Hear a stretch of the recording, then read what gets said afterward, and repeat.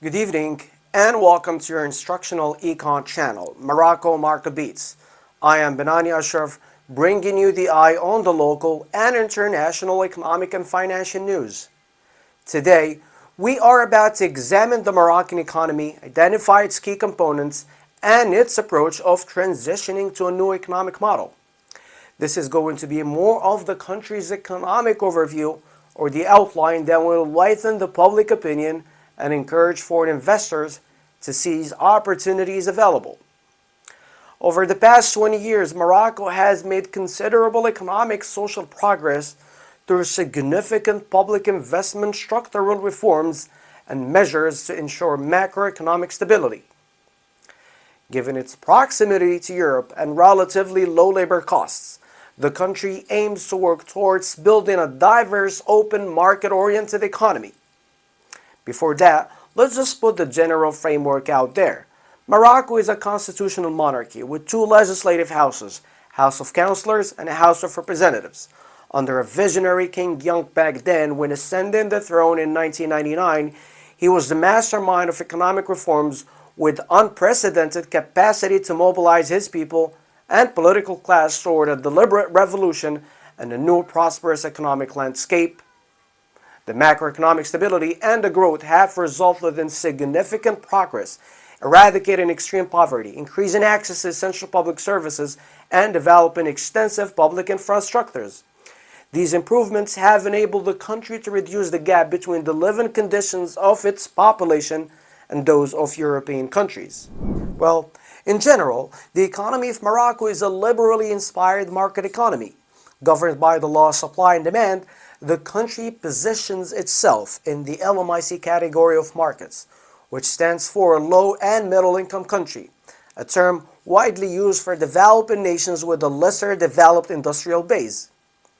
Before we go into details, let's all agree that the Moroccan economy remains heavily dependent on the export of raw materials and agriculture, given that it's not an oil-producing country. Also of growing importance to the economy are modern sectors, particularly tourism, telecommunications, and recently the automotive industry. Furthermore, Morocco's geography, being on the Atlantic Ocean and the Mediterranean Sea, political stability, and a solid industrial infrastructure have transformed the country into a regional hub for international companies.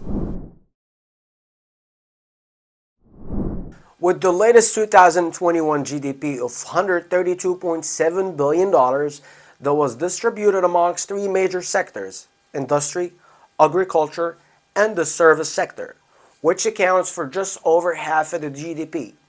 This being said, key segments of the economy include agriculture, tourism, aerospace, automotive, mining, textiles, construction, renewable energy, apparel, and subcomponents. Given the richness of its soil, agriculture in the country continues to play an important and a dominant role in terms of added value for the economy. For instance, Morocco is one of the few countries in the region that has the potential to reach self-sufficiency in food production. More important, this sector employs approximately 40% of the total workforce, which basically makes it a strong and essential component and a critical sector to the economic success of the country, especially after putting into effect the ambitious agricultural policy called Morocco's Green Plan, launched in 2008, which aims to increase agricultural output and farm income. By the same token, Morocco's industrial sector, as it has been experiencing a growing strength in the last decades, and may be considered the largest beneficiary of foreign direct investment and also a reflection of efforts to diversify the economy away from traditional reliance on agriculture. Morocco houses approximately two-thirds of the world's phosphate reserves. Being its main source of wealth, phosphates used for the manufacture of fertilizer and other products enable the country to become the top world exporter and the third largest producer after the US and China. On the other hand, the kingdom succeeded in providing a platform for excellence for the automotive industry. Being home to more than 250 companies from international and local suppliers and other factories, Morocco had turned into a leading automotive hub. In 2019, Morocco exported more than 360,000 cars, which had the country generate $10 billion, making it the largest exporter of cars in Africa, and currently with a production capacity of 700,000 vehicles per year, and still aiming to reach more than 1 million vehicles by 2025. Meanwhile, Morocco's aerospace industry continues to grow. Top original equipment manufacturers, OEMs, are using parts produced in Morocco, and many key industry players have built successful long-term partnerships in the country. In the same way, the service sector provides employment for about 44% of the Moroccan workforce and led by real estate and tourism.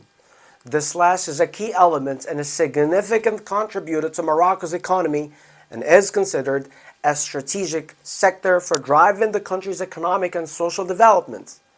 With Morocco's undisputed comparative advantage, diversity in terms of territories and landscapes, natural resources, and mixed culture, Morocco has become the must-see destination and was able to welcome more than 13 million tourists in 2019.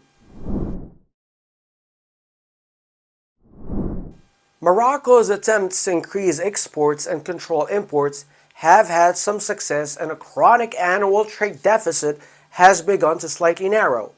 The top imports of Morocco are refined petroleum, as it currently imports close to 90% of its energy needs, motor vehicles, parts, accessories, equipment, wheat, gas, and other consumer products.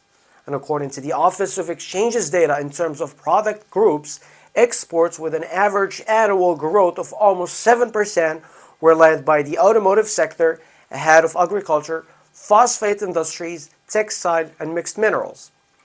While Europe is the main trading partner, almost 66% of the total trade, Morocco has also been reinforcing its international trade with the rest of the world in Africa, specifically through the ratification of the African Continental Free Trade Area Agreement. Not only that, but Morocco is one of the few countries that has free trade agreements with both Europe and the US at the same time.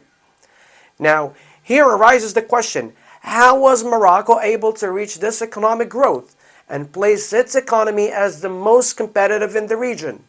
What prompted those major international economic players and large companies to leave their traditional manufacturing hubs and production units to move production and settle in Morocco?